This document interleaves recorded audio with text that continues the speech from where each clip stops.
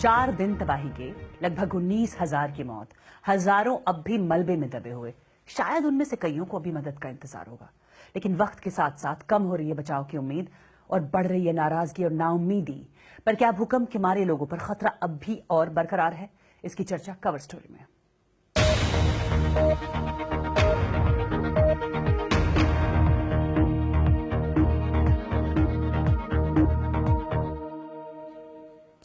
चंद लम्हों का भूकंप और तबाही ऐसी कि भरोसा ही ना हो कि कभी जिंदगी यहां गुलजार थी।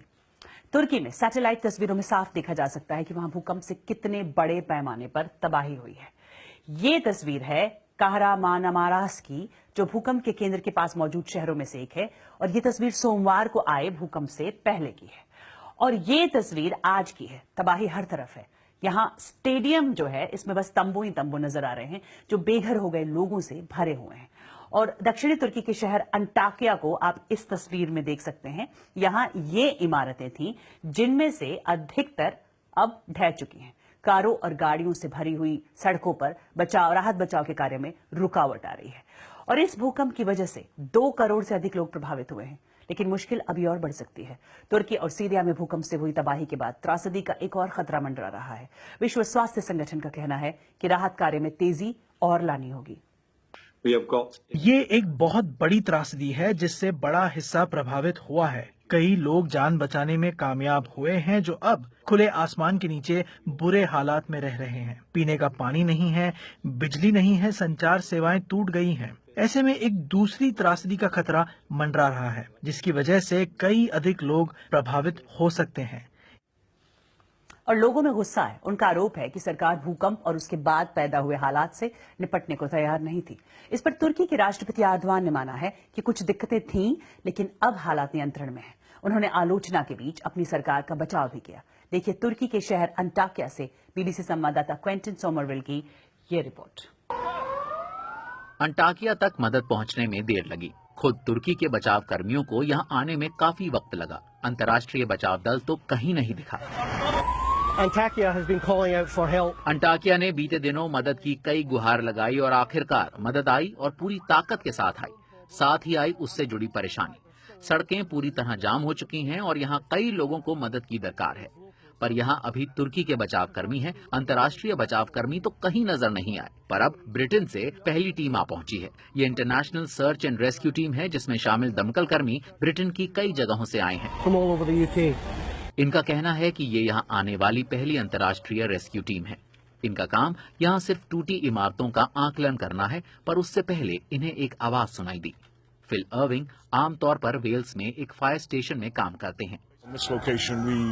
हमें यहाँ मलबे में दबी एक बुजुर्ग महिला का पता लगा, जो अभी जिंदा है। हमें सोचना होगा कि उन्हें कैसे निकाला जाए। अली एकेनेल को लगता है कि ये शायद उनकी सास सलवा हैं, पर वो पूरी तरह आश्वस्त नहीं है। वो मुझे कहते हैं कि अगर ये लोग उन्हें बाहर निकाल पाए और वो बच गईं, तो ये किसी चमत्कार से कम नहीं होगा।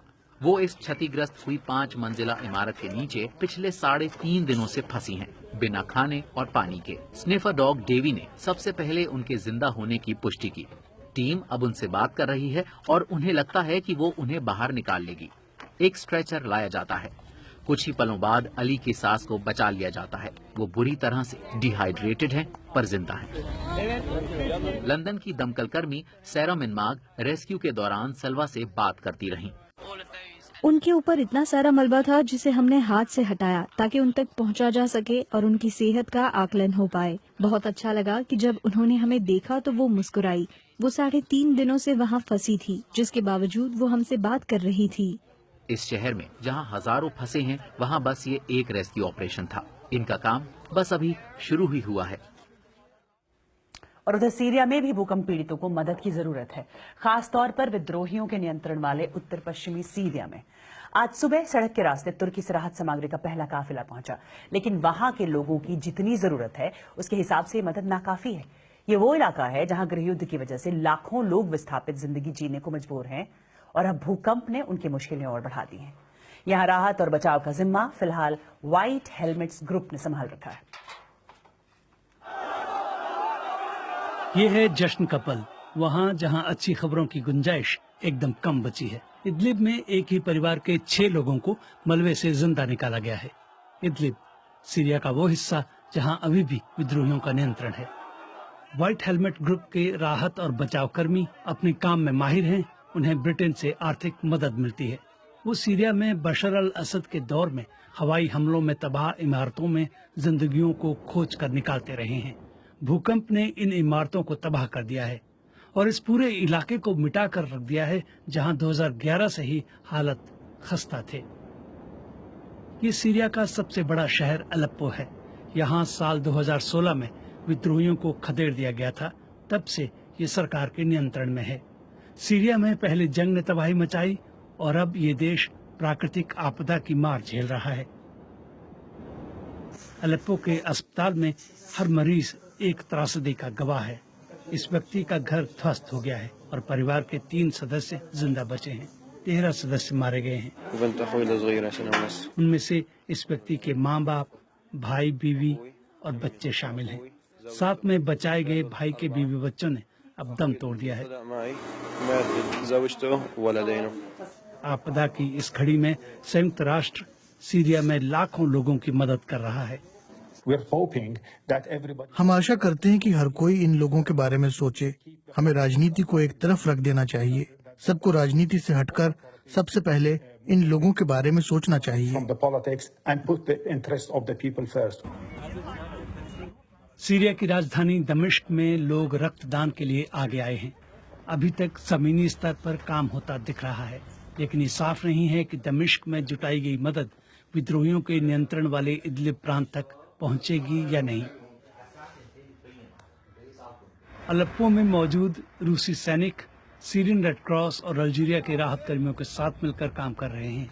सीरियाई सरकार का कहना है कि ईरान समेत उनके सहयोगी मदद पहुंचा रहे हैं, लेकिन कौन किसका सहयोगी है और कहां किसका नियंत्रण है, इसमें उन परिवारों का क्या जो बेघर हो गए या टूटी इमारतों में बेचैनी से रातें काट रहे हैं।